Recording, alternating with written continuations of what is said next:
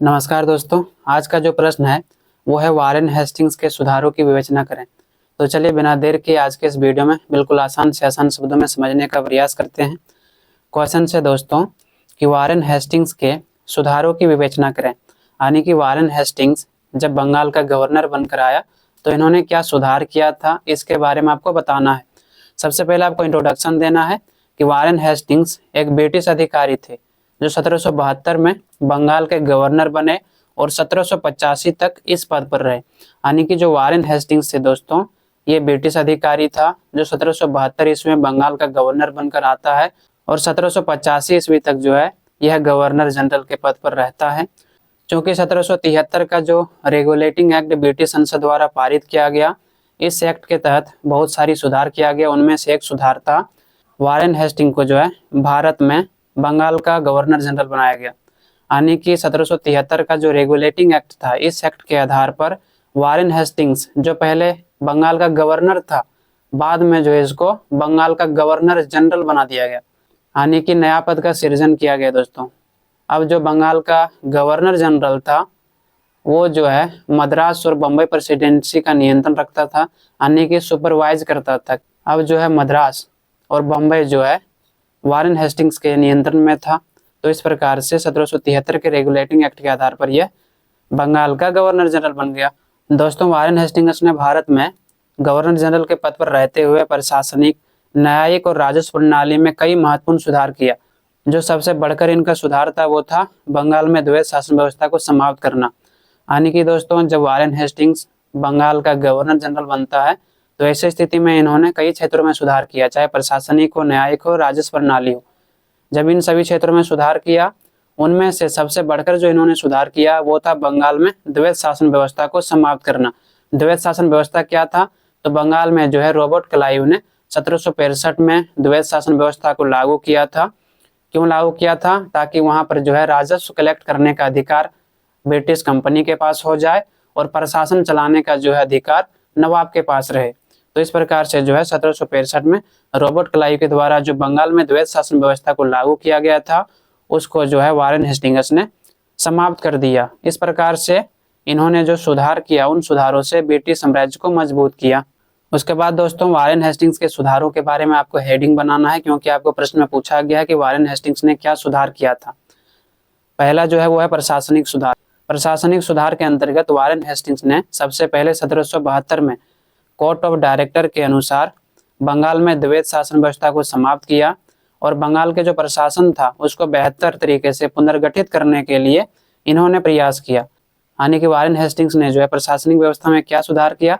तो 1772 में जो है कोर्ट ऑफ डायरेक्टर के आदेश अनुसार इन्होंने द्वैध शासन व्यवस्था को बंगाल में समाप्त कर दिया और बंगाल में जो है प्रशासन को बेहतर करने के लिए, मजबूत करने के लिए प्रशासन को अपने तरीके से गठित किया। उनके सरकारी खजाने को मुर्शिदाबाद से कलकत्ता हस्तांतरित किया और बंगाल की वार्षिक पेंशन जो है 32 लाख से घटाकर 16 लाख रुपया कर दिया। यानी कि दोस्तों, सरकारी खजाना को इन्होंने मुर्शिदाबाद से ट्रांसफर कहाँ कर दिया? कलकत्ता कर दिया। और जो नवाब को वार्षिक पेंशन 32 लाख रुपया दिया जा रहा था, वह जो है इन्होंने घटाकर 16 लाख रुपया कर दिया गया। यानी अब वर्ष में 16 लाख रुपया देगा कौन? British company. किसको? नवाब को। इसके अलावा जो है वारेन हेस्टिंग्स ने मीर जाफर की जो विधवा पत्नी थी मुन्नी बेगम, उसको नाबालिग नवाब मुबारकुल्ला का संरक्षक बनाया गया। वारेन हेस्टिंग्स के इन सुधारों का प्रमुख उद्देश्य क्या था? तो प्रशासन को अधिक कुशल और शक्तिशाली बनाना। इस प्रकार से बंगाल का जो नवाब था मीर जाफर, उनकी पत्नी थी मुन्नी बेगम। तो मुन्नी बेगम का जो है कोई बेटा उतना बड़ा नहीं था जिनको शासक बनाया जाए, इसीलिए इनका जो नाबालिग पुत्र था मुबारकुल्ला, उनको जो है नवाब बना लिया गया। लेकिन इनके संरक्षण में जो है किसको रखा गया? नवाब के पत्नी मुन्नी बेगम को। वारेन हेस्टिंग ने जो है जो सुधार किया प्रशासन के क्षेत्रों में, इसका प्रमुख उद्देश्य क्या था? इसका प्रमुख उद्देश्य था कि जो है भारत में ब्रिटिश का एक प्रशासन हो जो काफी मजबूत हो, शक्तिशाली हो। दोस्तों, यहाँ पर जितने भी पॉइंट हमने बनाया हुआ है काफी डिटेल में बनाया हुआ है, तो आपको थोड़ा सा पेशेंस रखना है। मैं आपको इस बात की गारंटी देता हूँ कि आपको 100% में समझा दूंगा। दूसरा पॉइंट है आर्थिक सुधार। वारेन हेस्टिंग्स के द्वारा शासन की सफलता के उद्देश्य के लिए आर्थिक सुधार आवश्यक था, इसलिए उन्होंने कंपनी की आर्थिक दशा को सुधारने के लिए निम्नलिखित प्रयास किया।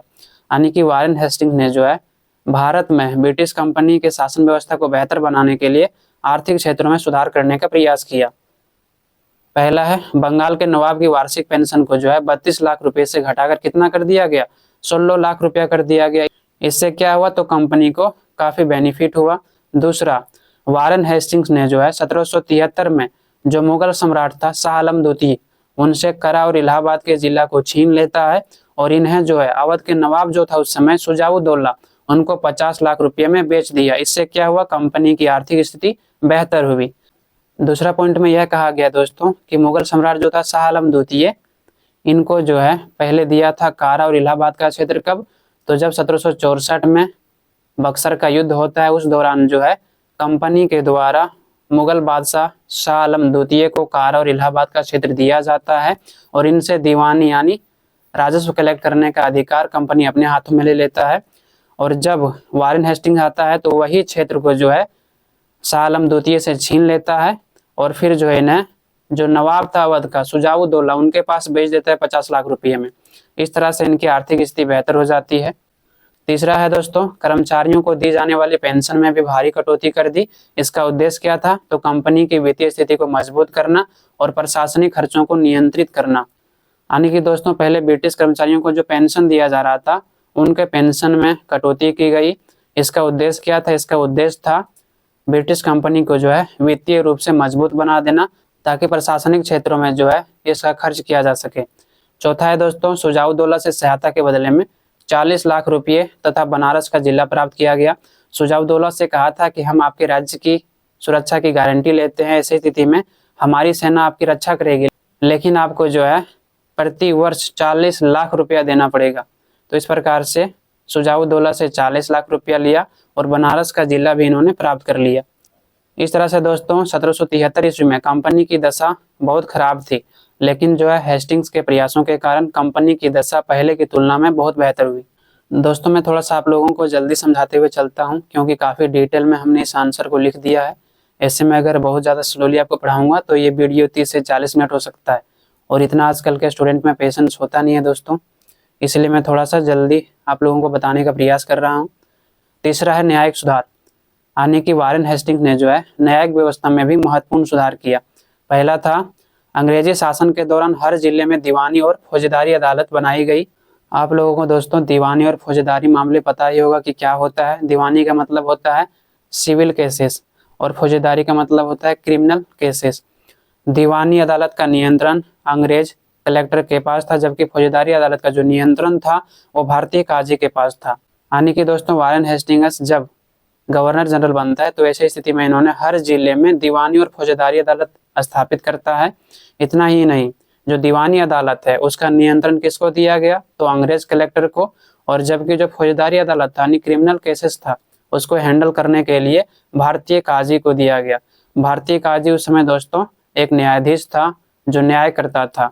इतना ही नहीं दोस्तों, जो कलेक्टर था काजी के काम पर जो है निगरानी रखता था, इससे प्रशासन के क्षेत्रों में जो है अंग्रेजों का नियंत्रण बना रहे। दूसरा है, अंग्रेजी शासन के दौरान जमींदारों को न्याय व्यवस्था से हटाकर उनकी जगह में वेतन पाने वाले न्यायाधीशों को नियुक्त किया गया। यानी पहले जो है जमींदारों को न्याय व्यवस्था करने का अधिकार दिया गया था प्रांतों में, जेलों में। अब जो है वारेन हेस्टिंग्स ने जो जमींदार था उनको न्याय व्यवस्था से हटा दिया और उसके जगह पर वेतन पाने वाले न्यायाधीश की नियुक्ति की गई। इसका मतलब यह था कि अब जो है न्यायाधीशों को उनके काम के लिए उनको वेतन दिया जा रहा था। जब न्यायाधीशों को उनके काम के लिए उनको वेतन मिल रहा था तो ऐसी स्थिति में जो न्याय प्रणाली है उसमें सुधार हुआ। अब जो है न्याय दोस्तों निष्पक्ष होने लगी। तीसरा जो है दोस्तों वो है सदर निजामत अदालत। सदर निजामत अदालत का मतलब क्या है, तो अभी के समय में मान लो सुप्रीम कोर्ट एक उच्च न्यायालय था जो आपराधिक मामले की सुनवाई करता था। इसे जो है 1775 में कलकत्ता से हटाकर मुर्शिदाबाद में हस्तांतरित कर दिया गया। इसके अलावा जो है अनेक नियमों तथा कानूनों में अपनी आवश्यकता अनुसार परिवर्तन किया गया। यानी कि जो सदर निजामत अदालत था दोस्तों उसमें जो है आपराधिक मामले सुनवाई की जाती थी। सदर निजामत अदालत के पास यह अधिकार था कि किसी भी अपराधी को फांसी की सजा दे। मान लो किसी अपराधी ने किसी की हत्या कर दी है तो ऐसी स्थिति में यहीं पर जो है उनको फांसी की सजा सुनवाई जाती थी।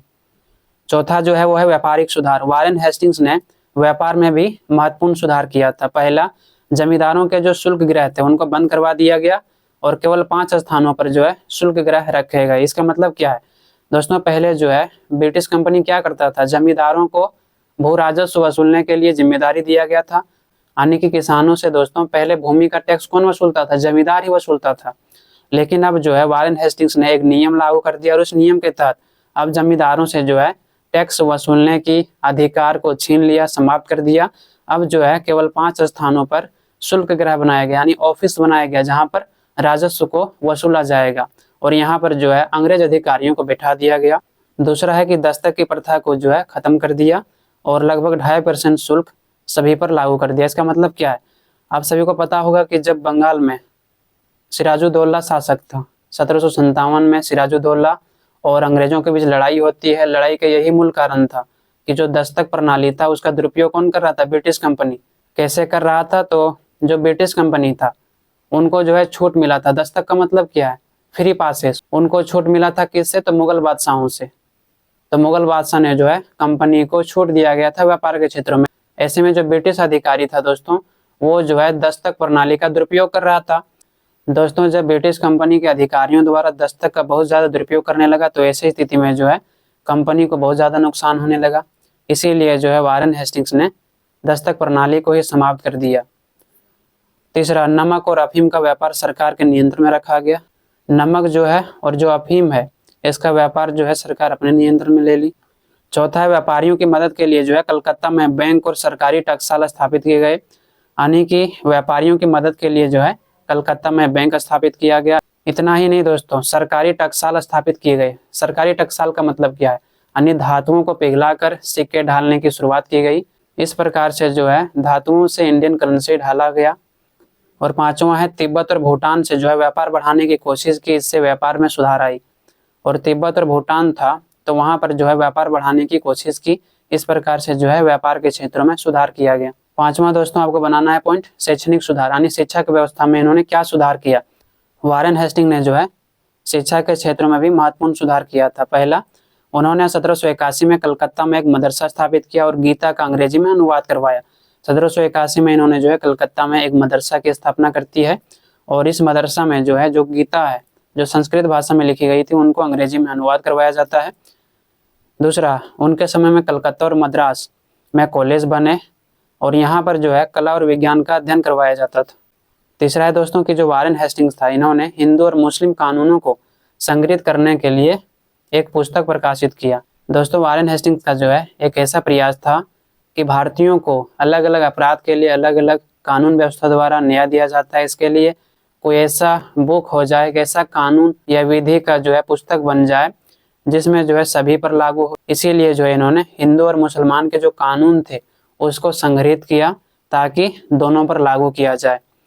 और यहाँ पर आपको एक बात और समझनी है दोस्तों कि जो सिविल मामले थे, दीवानी मामले थे, उसमें जो है हिंदू और मुसलमानों के लिए अलग अलग विधि थी, लेकिन जो आपराधिक मामले थे, फौजदारी मामले थे, वो जो है मुगल प्रशासन में जिस तरह से न्याय होता था काजी के द्वारा, उसी प्रकार से इन्होंने फौजदारी मामले में काजी से न्याय करवाता था।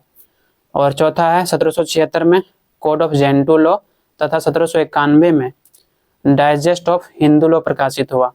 तो इस प्रकार से 1776 में इन्होंने हिंदुओं के कानून को संग्रहित करने के लिए कोड ऑफ जेंटू लॉ लाया, यानी कि जितने भी संस्कृत में कानून थे हिंदुओं की उनको जो है कोड ऑफ जेंटू लॉ के आधार पर संस्कृत से हिंदी और अंग्रेजी में ट्रांसलेट करवाया।